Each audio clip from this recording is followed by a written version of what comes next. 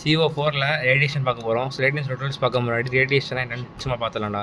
So இப்போ வந்து conduction பார்த்தோம், கன்வெக்ஷன் பார்த்தோம். கண்டக்ஷன் என்ன, ஒரு இடத்துல இந்த மாதிரி ஹீட் பண்ணால் இங்கே ஹீட்டெல்லாம் இந்த இடத்துக்கு போகும் ஒரே சாலிடில். கன்வெக்ஷன்னா என்ன, இங்கே ஏர் வந்து பட்டு அதோட ஹீட்டு ஏருக்கும் சாலிடும் நடக்கிறது. ரேடியேஷனா ஒன்றும் இல்லை, இங்கே ஒரு மீடியம் இருக்குது, இங்கே ஒரு மீடியம் இருக்குது. இது ரெண்டுத்துக்கும் எந்த ஒரு மீடியம் சொல்கிறத விட இங்கே ஒரு பாடி இருக்குது, இங்கே ஒரு பாடி இருக்குது. இது ரெண்டுத்துக்கும் நடுவில் எந்த ஒரு மீடியமும் இல்லாமல் ஹீட் ட்ரான்ஸ்ஃபர் தான் ரேடியேஷன். ஸோ அது மீடியம் தேவைப்பட கிடையாது. எப்படி கண்டக்ஷனில் வந்து நம்ம 4 இயர் சொல்லியிருந்தாரோ, கன்வெக்ஷனில் வந்து இது நியூட்டன்ஸ் லா கூலிங் படித்தோமோ, அதே மாதிரி இதில் வந்து ஃபுல் அண்ட் ஃபுல் ஸ்டீஃபன் லா தான். ஓகேவா? ஸோ இதில் வந்து full and full Q = sigma A delta T power 4. முக்கியமான ஒன்று, ரேடியேஷனை பொறுத்த வரைக்கும் எந்த டெம்பரேச்சர் கொடுத்தாலும் எடுத்து கெல்வின் டேர்ம்ஸில் மாற்றினப்போ தான் வேறு எந்த வேலை வந்து பண்ணணும். ஏன்னா எல்லாமே அப்சல்யூட்டில் எடுப்போம் நம்ம. ஓகேவா? இது சிக்மா வந்து ஸ்டீஃபனோட கோஎஃபிஷியன்ட்டு. ஓகே, அது வந்து டேட்டா புக்கில் கொடுத்துருப்பாங்க, பிரச்சனை இல்லை, பார்த்துடலாம். அதுக்கப்புறம் பார்த்தோம்னா ரேடியேஷனை பொறுத்த வரைக்கும் நமக்கு வந்து நிறையா வந்து தியரிஸ்னால் கொடுத்துருக்காங்க. பிளாங்க்ஸ் லா, வெயின்ஸ் லா, கிர்ச்சாஃப் லா, நிறையா இருக்குது. ஸோ அது எல்லாமே வந்து நம்ம ஜஸ்ட்டு எல்லாத்துக்கும் லா கொடுத்து ஃபார்முலா வந்து டேட்டா புக்கில் எல்லாமே இருக்குது, அதனால் பிரச்சனை இல்லை. அப்புறம் ஷேப் ஃபேக்டர்னு சின்ன கான்செப்ட் தெரியணும். ஷேப் ஃபேக்டருங்கிறது எல்லாமே ஜஸ்ட்டு சம் சால்வ் பண்ணுறதுக்கு ஈஸியாக சொல்லிடுறேன், தெரிஞ்சுக்கக்கூடிய கான்செப்டை சொல்லிடுறேன். ஷேப் ஃபேக்டர் வந்து என்னென்னா, இப்போ ஒரு ஸ்கொயர் இருக்குது, ஒரு க்யூப் இருக்குது. ஓகேவா? சரி, ஸ்கொயருக்கு சொல்லக்கூடாது, ஒரு க்யூப் இருக்குது, ஒரு க்யூபாய்டு இருக்குது, ஒரு பிரமிடு மாதிரி ஒன்று இருக்குது. ஸோ இப்போ இது இங்கே சன் இருக்குது. இப்போ இங்கே சன் வந்து காமனாக 3 இருக்குது. இதுலேருந்து எல்லா ரேடியேஷனும் வேவ்ஸும் வந்து இதில் வருது. அப்போ ஒவ்வொரு இதுக்கும் நடக்கக்கூடிய ஹீட் ட்ரான்ஸ்ஃபர் ரேட் வந்து டிஃப்ரெண்ட்டாக இருக்கும். எதனாலனா இது ஒவ்வொரு ஷேப்பில் இருக்குது. ஸோ அதனால் அதை பேஸ் பண்ணி மாறனால ஷேப் ஃபேக்ட்ரு அப்படின்னு சொல்லிட்டு ஃபேக்டர் நம்ம இது மல்டிப்ளை பண்ணிகிட்டு இருப்போம். ஸோ அதுக்குன்னு தனியாக ஃபார்முலாவும் இருக்குது, அது என்னங்கிறத பார்க்கலாம். ஓகேவா? ஸோ ஃபஸ்ட்டு வந்து சம் பார்க்க ஆரம்பிச்சிடலாம். இந்த சம்மில் என்ன கொடுத்துருக்காங்கன்னா, assume the sun to be black body emitting radiation with maximum intensity. அப்போ லேம்டா மேக்ஸு கொடுத்துட்டாங்க. ஓகேவா? லேம்டா மேக்ஸ் கொடுத்துட்டாங்க. ஜஸ்ட்டு பிளாக் பாடிங்கிறதுனால நான் வந்து ஆல்ஃபா வந்து 1 வச்சுக்கிட்டேன். ஆல்ஃபாங்கிறது அப்சார்பிவிட்டியாக சொல்லுவாங்க. பிளாக் பாடிங்கிறது இது அப்சார்பிவிட்டி தான், அது வந்து 1. இது வந்து ஜஸ்ட் இன்ட்ரொடக்ஷன் மாதிரி மேம் சொல்லியிருந்தாங்க. பட் இந்த இன்சிடென்ட் ரே இதெல்லாம் யூஸ் பண்ண மாட்டோம் மோஸ்ட்லி சம்மில், அதனால் இப்போ நான் சொல்லலை. சம்முக்கு என்ன தேவையோ அப்படின்னு சொல்லிட்டு இருக்கேன் டுட்டோரியலுக்கு. ஸோ இப்போ என்ன கேட்குறாங்க, சர்ஃபேஸ் டெம்பரேச்சர் சம் கேட்குறாங்க. இப்போ இதுக்கு எல்லாமே வந்து டேட்டா புக்கில் இருக்குது. நம்ம வந்து A² - B² ஃபார்முலா கூட படிக்க தேவையில்ல. அது அது இல்லாமல் கூட இதில் இருக்கும்.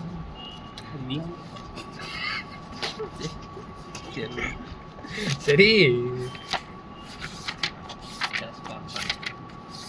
Don't take serious.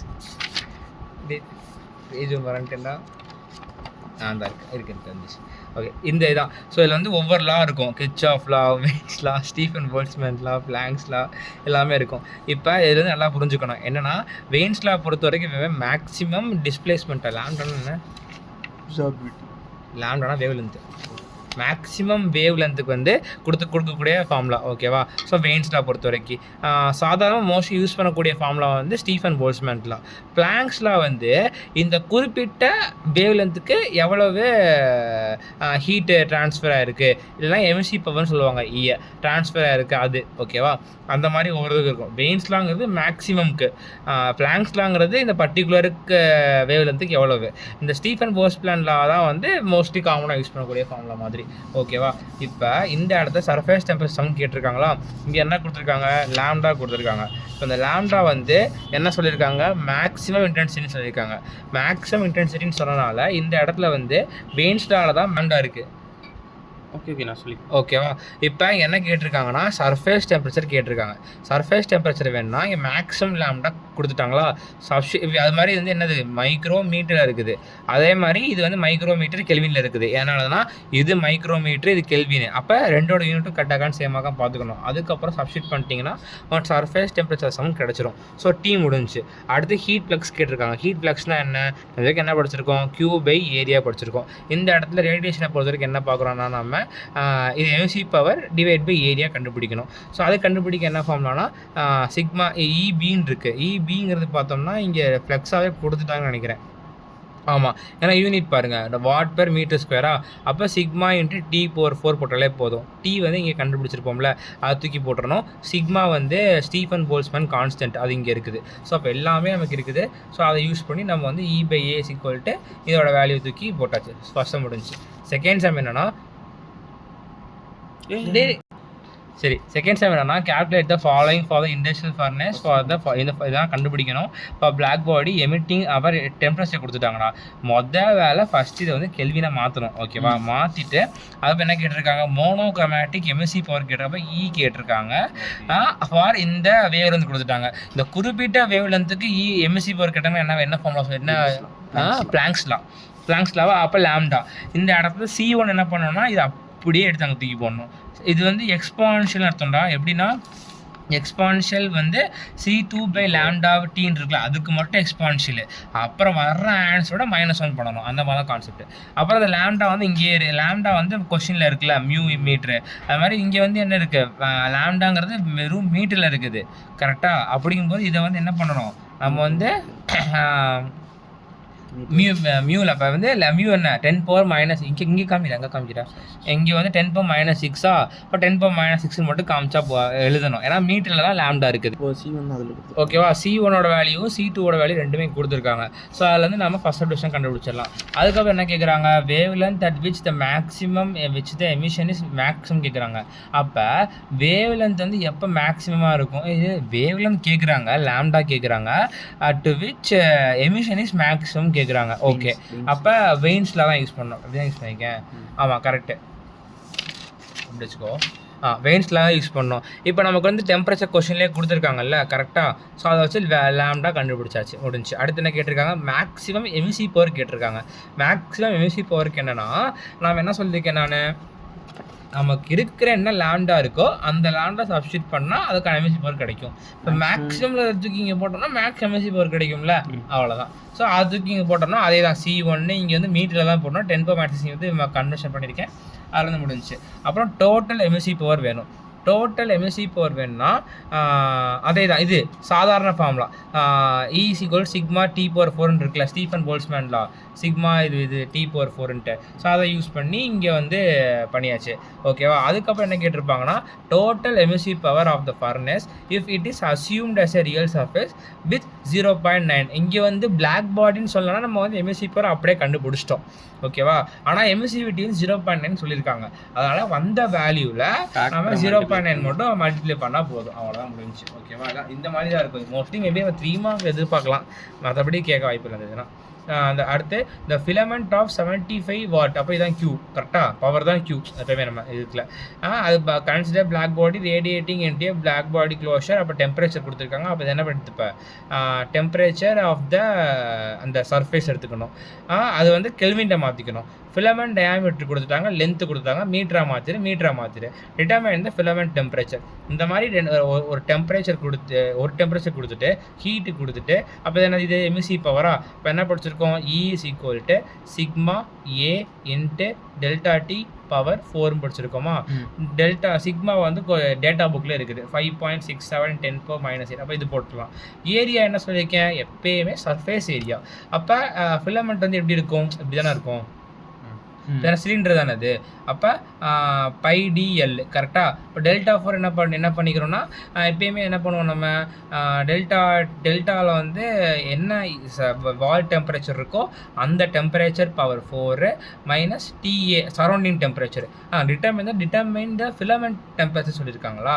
அப்போ எப்படி இருக்குன்னா, இந்த மாதிரி ஒரு என்க்ளோஷன் மாதிரி இருக்கும். ஓகேவா, என்க்ளோஷன் மாதிரி இருக்குன்னா இந்த இடத்துல இந்த டெம்பரேச்சரை ஃபஸ்ட்டு போட்டுரு, கெல்வினில் மாற்றி போடணும், மைனஸ் அந்த ஃபிலமெண்ட் டெம்பரேச்சர் பவர் 4 போட்டேன்னா உனக்கு வந்து கிடச்சிடும். அப்படிதான் பண்ணியிருக்கேன். இப்போ Q = இந்த Q தான், இது சிக்மா இதில் இருக்குது. ஏரியா வந்து πdl போட்டிருக்கேன்.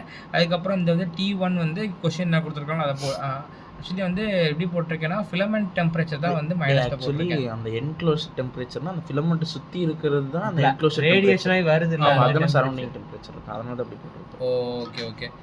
அப்போ வந்து சரௌண்டிங் டெம்பரேச்சர் மைனஸ் ஃபிலமெண்ட் டெம்பரேச்சரா? சரி அப்போ ஓகே அப்போ சரௌண்டிங் அப்படியே அதுதானே அதிகமாக இருக்கும். இது கரெக்ட். எது அதிகமாக இருக்கோ அது அப்படி தான் போட்டிருப்போம் நினைக்கிறேன். ஓகே, அப்போ சரௌண்டிங் டெம்பரேச்சர் தான் அதிகமாக இருக்குமா? எப்படி? Filament temperature actually filament temperature தான் அதிகமாக இருக்கும். அதனால் filament temperature first minus surrounding temperature போட்டிருக்கோம் கரெக்டாக. ஸோ அதுக்கப்புறம் சரௌண்டிங் டெம்பரேச்சர் மைனஸில் வரும் எப்பவுமே கரெக்டாக அந்த இடத்துல. அதில் வந்து கண்டுபிடிச்சா ஃபிலமெண்ட் டெம்பரேச்சர் கண்டுபிடிச்சாச்சு. அடுத்து வந்து ஃபோர்த் சம் என்னன்னா ஃபஸ்ட்டு கிவன் எழுதிடலாம். பாஸ் பண்ண ஆரம்பிச்சோம். refractive material which has emissivity கொடுத்துட்டாங்க அட் இந்த 1500 கெல்வினில் எமிசிவிட்டி 0.3, 1420 வந்து 0.43 எக்ஸ்போஸ் டு பிளாக் ஃபர்னஸ் வாலோட டெம்பரேச்சர் கொடுத்துட்டாங்க, கெல்வின்லேயே இருக்குது. So rate of gain of heat rate அதாவது ஒன்றும் இல்லை மீட்டர் ஸ்கொயர் அப்போ Q/A கேட்டிருக்காங்க. ஓகேவா? ஸோ அப்போ என்ன பண்ணுன்னா ஃபஸ்ட்டு நீ இந்த மாதிரி கொஸ்டின் கொடுத்தனால கிவன் டேட்டா 0.43 இந்த டெம்பரேச்சருக்கு இவ்வளவு, இந்த டெம்பரேச்சருக்கு இவ்வளோ ஃபஸ்ட்டு எடுத்து எழுதிட்டேன். அதுக்கப்புறம் நல்லா யோசிச்சு பாருங்கள், இது ஃபர்னஸ் வாலோட டெம்பரேச்சர் 1500 கரெக்டாக. இதோட டெம்பரேச்சர் அப்போ கண்டிப்பாக இதை விட டிஃப்ரெண்ட்டாக இருந்தால் தான் ரேடியேஷன் நடக்கும். அதனால் இதை நான் சூஸ் பண்ணிக்கிட்டேன். ஓகேவா? ஏன்னா 2 கொடுத்துருக்காங்கல்ல. இப்போ Q/A கேட்டிருக்காங்க, இங்கே எமிசிவிட்டி கொடுத்துருக்காங்க. அப்போ 1420க்கு வந்து என்ன எமிசிவிட்டி 0.43 தானே. இப்போ 0.43 இங்கே எமிசிவிட்டி போட்டிருக்கேன். சிக்மா வந்து டேட்டா புக்கில் இருக்கும், அதை எடுத்து போட்டாச்சு. அப்புறம் T1 வந்து கண்டிப்பாக கம்மியானது, அதிகமாக கம்மியானது போடுவோமா? ஸோ அதை வச்சு Q/A வந்து கண்டுபிடிச்சி போட்டேன். இது ஜஸ்ட் சின்ன சம் தான். ஓகேவா? ஓகே, ஃபிஃப்த் சம் பார்க்கலாம். Setting of boiler furnace is light from a brick and outside lagging from a plate steel. The distance between the 2 இதுக்கும் இருக்குல்ல, அந்த பிரிக் வாலுக்கும் ஸ்டீல் லேகிங் ஒரு டிஸ்டன்ஸ் 3 சென்டிமீட்டர். பட் இது இங்கே யூஸ் பண்ண மாட்டோம் நம்ம. இட் மேபி அசியூம் வித் இதுனா கொடுக்கவே தேவையில்ல, சும்மா 2 இருக்குன்னு கொடுத்தாலே போதும், ஏன்னா யூஸே பண்ண மாட்டோம். Calculate the loss of the heat of radiation from unit surface area. அப்போ Q/A தான் கேட்குறாங்க. இஃப் த பிரிக் செட்டிங், அதாவது பிரிக் செட்டிங்கோட இது வந்து 1 எடுத்துக்கோடா 2 எடுத்துக்கோடா. பிரிக் செட்டிங்கோட டெம்பரேச்சர் 127, ஸ்டீல் லேக்கிங் கொடுத்துட்டாங்க. இதுக்கு எமிசிவிட்டி இருக்குது, இதுக்கு எமிசிவிட்டி இருக்குது. அப்போ 2மே இருக்குது. என்ன கேட்டிருக்காங்க, எவ்வளோ ஹீட் இதாக இருக்குன்னு கேட்குறாங்க. ஓகேவா? ஸோ இந்த மாதிரி வந்து உனக்கு எமிசிவிட்டி 2த்துக்கும் கொடுத்து எவ்வளோ ஹீட் ஆகுங்கிறத இதான் ஃபார்முலா. ஓகே, ஸோ இதுக்கு வந்து ஃபார்முலா வந்து டேட்டா புக்கில் மோஸ்ட்லி இருக்கிற மாதிரி தெரியல, அதனால் கொஸ்டின் சரியா. இதில் வந்து இந்த சொன்ன மாதிரி எல்லா கொடுக்கா T1 T2 இருக்குது, E1 எப்சிலான் 2 இருக்குது. ஸோ ஃபஸ்ட்டு வந்து எவ்வளோ என்ன கேட்டிருக்காங்கன்னா ஹீட் லாஸ் எவ்வளோன்னு கேட்டிருக்காங்க. அதான் அது எவ்வளோ ரேடியேட் ஆகிருக்கு அப்படின்னு கேட்டிருக்காங்க பெர் யூனிட் ஏரியா. அப்போ அதே ஃபார்முலா தான், Q = sigma T1/4 T1/4 T2/4 தான். இந்த இடத்துல இந்த எமிசிவிட்டி டேம் மட்டும் எக்ஸ்ட்ராவாக வரும். ஓகேவா? அது வந்து இந்த 2 இதுக்கு நடுவில் நடக்கிறதுனால நம்ம அந்த மாதிரி போடுறோம். ஸோ அப்போ 1/ε + 1/ε -2 வரும். ஸோ அதுக்கு தான் வந்து இந்த மாதிரி நம்ம டிரைவ் பண்ணி மேம் கிளாஸில் காமிச்சிருப்பாங்க. ஸோ இது ஒரு பிளேட்டு, இது ஒரு பிளேட்டு, நடுவில் வந்து இந்த மாதிரி வருது அப்படின்னு சொல்லி ஃபுல்லாக டிரைவ் பண்ணி ஃபைனலாக இந்த மாதிரி கொண்டு வந்து வச்சு காமிச்சிருப்பாங்க. ஓகே, இது வந்து சிலிண்டருக்கு வந்து A1/A2 வரும். இப்போ 2 ஃப்ளாட் பிளேட்னால இந்த மாதிரி வருது. ஸோ அப்போ சிக்மாக்கு டேட்டா புக்கில் இருக்குது, A வந்து நம்ம இது பெர் ஏரியா கொண்டு போகிறோம்னா கீழே போயிடும். ஸோ அப்போ T1 T2 இங்கே இருக்குது, சப்ஸ்டியூட் பண்ணி Q/A கண்டுபிடிச்சாச்சு. இப்போ என்ன சொல்கிறாங்கன்னா இந்த 2த்துக்கும் நடுவில் ஒரு ஸ்க்ரீன் வைக்கிறாங்களாமா. ஒரு ஸ்க்ரீன் மீன்ஸ் இன்னொரு ஸ்டீல் பிட் மாதிரி வைக்கிறாங்க. இந்த மாதிரி வைக்கிறாங்க. வச்சா கண்டிப்பாக இந்த இடத்துல என்ன ஆகும், இது எவ்வளோ ரேடியேட் பண்ணுதோ அவ்வளோ இது வாங்கிக்கும். இப்போ எஃபிஷியன்சிஸ் 100% சொல்கிறத விட இது பிளாக் பாடியாக இருந்தால் எல்லாம் வாங்கிக்கும் அந்த மாதிரி கரெக்டாக. இப்போ சப்போஸ் நடுவில் ஒரு இது வச்சிட்டோம்னா அப்படி வாங்காது. அப்படிங்கும்போது எப்படி ஹீட் ட்ரான்ஸ்ஃபர் நடக்குது அப்படிங்கிறத அனலைஸ் பண்ணணும். ஸோ அதுக்கு வந்து என்ன ஃபார்முலானா மேம் வந்து எப்படி கொடுத்துருக்காங்கன்னா இதான் வந்து யூனிவர்சல் ஃபார்முலா மாதிரி கொடுத்துருக்காங்க. அதாவது A சிக்மா T1/4 இது 1/ε1 மொதல் உள்ளது, 1/ε2 ரெண்டாவது உள்ளது, 2 times of summation of n i = 1 1/εsங்கிறது ஷீல்டுக்குள்ளது -n/1. இப்போ நடுவில் ஒரே ஒரு ஷீல்டு தான் வைக்கிறாங்க. அப்போ இங்கே n-க்கு பதில் 1 மட்டும் போடேன். இங்கே n-க்கு பதில் 1 போட்டேன்னா என்ன ஆகும், 2/εs மைனஸ் இங்கே 1 போட்டால் 1 + 1 2 வருமா. அப்போ 2/εs -2 வந்துருச்சா, அப்படியே ஃபார்முலா வந்துச்சு. அதுக்கப்புறம் சப்ஸ்டியூட் பண்ணால் அப்புறம் Q/A கிடைக்கும். அதான் உன்னுடைய ஸ்க்ரீன் வச்சக்கப்புறம் என்ன ட்ரான்ஸ்ஃபர் நடந்ததுங்கிறது. அதுக்கப்புறம் வந்து என்னென்னா என்ன கேட்டிருக்காங்கன்னா ரேடியேஷன் வந்து Q வந்து இவ்வளோ தான் இருக்கணும். அப்போ εs எவ்வளோன்னு கேட்டிருக்காங்க. ஓகே. ஸோ எப்சிலான் எஸ் கண்டுபிடிக்கிறதுக்கு என்னன்னா அதே ஃபார்முலா தான் 1/ε1 1/ε2 2/εs -2 -2 எல்லாம் அதே தான் போடுவீங்க. இந்த இடத்துல மட்டும் 60 போட்டுப்பேன், அவ்வளோதான். ஏன்னா கொஸ்டினில் வந்து கியூபையோட வேல்யூ கொடுத்துட்டாங்க 16 சொல்லிட்டு. அப்போ சீலோட எமிசிவிட்டி எவ்வளோன்னு கேட்டிருக்காங்க. ஸோ அதை வந்து சீலோட எமிசிவிட்டி கண்டுபிடிச்சிட்டேன். இதான் பேசிக் கான்செப்ட். இதை பேஸ் பண்ணி தான் அடுத்த வேலை மிச்சம் 3 சம்மும் இருக்கும். 6, 7, 8, 9 4 சம் இருக்குது. So thermos flask is made up of 2 concentric cylinders. Diameter கொடுத்துட்டாங்க, பெரிய டயாமீட்டர் குட்டி டயாமீட்டர். லென்த்து கொடுத்துட்டாங்க, லென்த் தேவைப்படாது. இந்த space between the 2 cylinders sir எப்படியா வச்சுக்கோ, இந்த மாதிரி இருக்குது. ஸோ இதான் வெளியே இருக்கிற அவுட்ரு ஃப்ளாஸ்க் இருக்கா. இதுக்கு வெளியில் அவுட்டரில் உள்ள டயா வந்து பார்த்தோம்னா 88.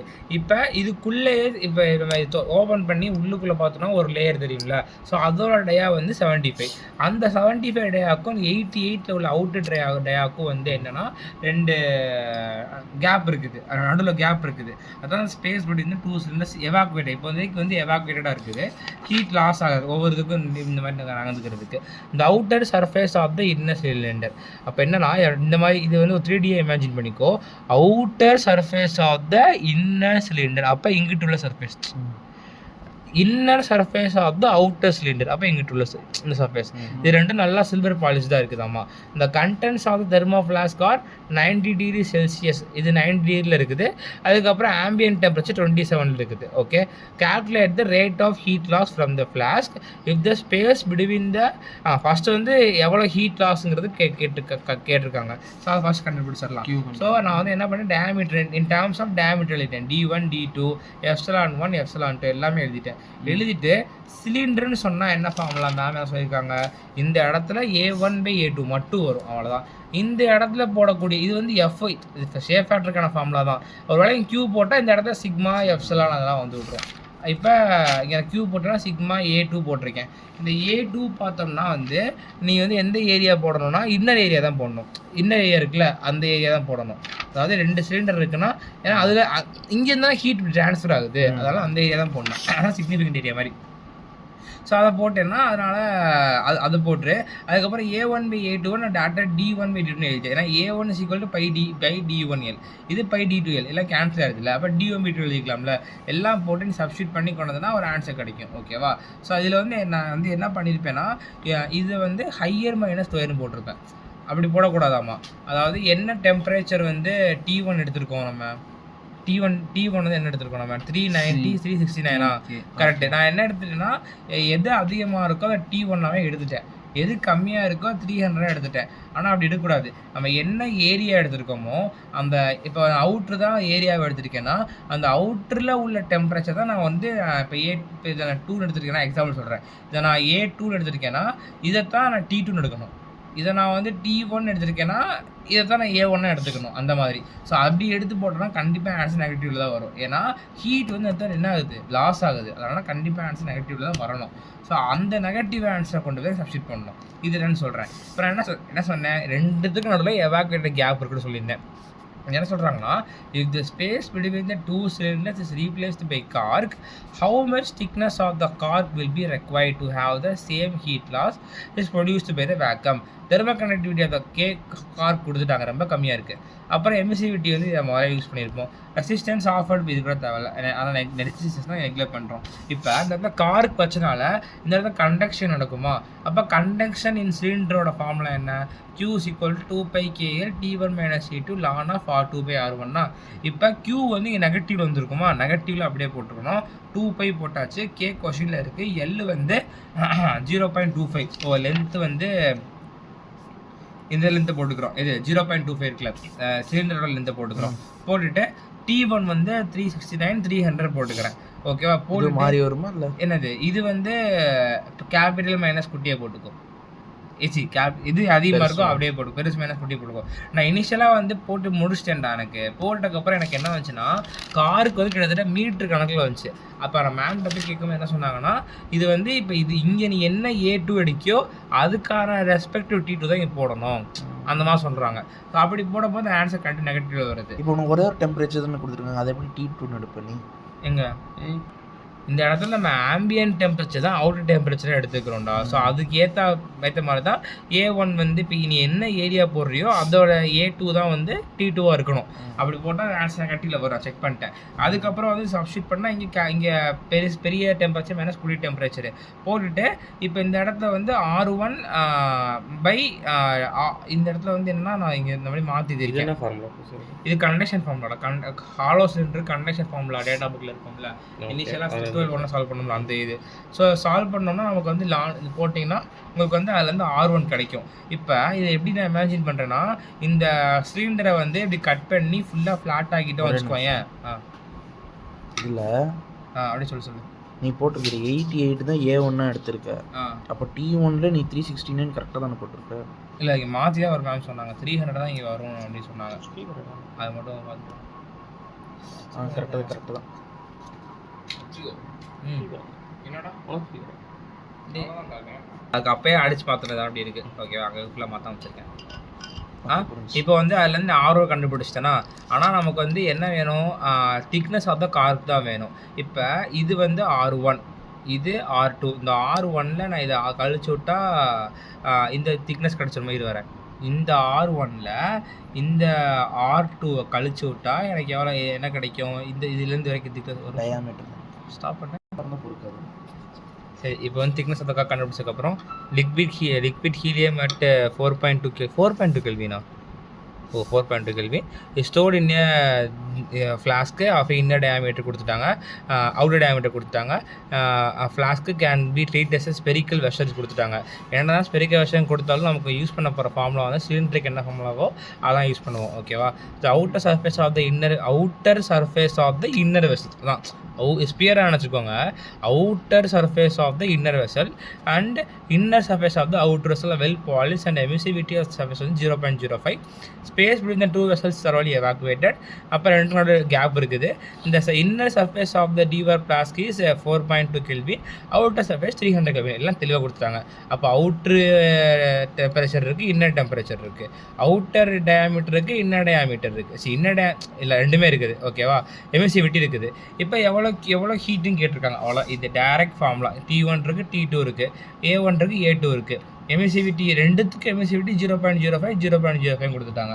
சப்ஸ்டியூட் பண்ணுற Q எடுக்கிறேன், அவ்வளோதான். ஓகேவா, ஸோ அதுக்கப்புறம் இதான் வந்து எனக்கு தெரிஞ்ச வரை கண்டிப்பாக 6 மார்க்கோ 10 மார்க்கோ கேட்பாங்க. ஓகேவா, நல்லா பார்த்துக்கோ. எப்படின்னு தெளிவாக சொல்கிறேன்.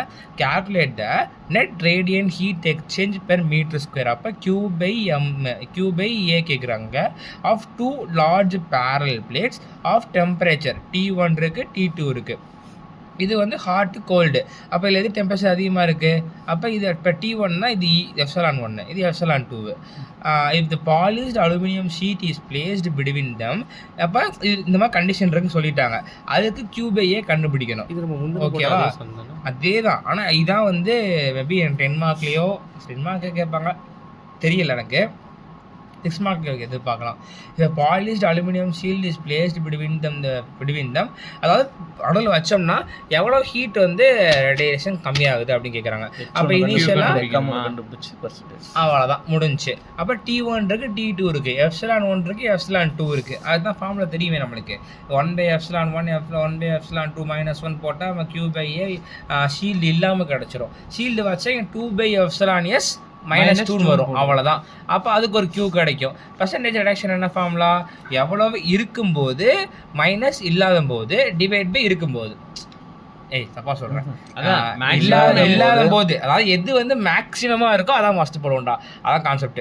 ஸோ எது மேக்ஸிமமாக இருக்கோ QAல தான் இது வந்து நான் QAன்னு எடுத்துக்கிட்டேன். இது ஏன்னு மார்க் பண்ணிக்கிட்டேன், B மார்க் பண்ணிக்கிட்டேன், ஆனால் QAன்னு போட்டுக்கிட்டேன்.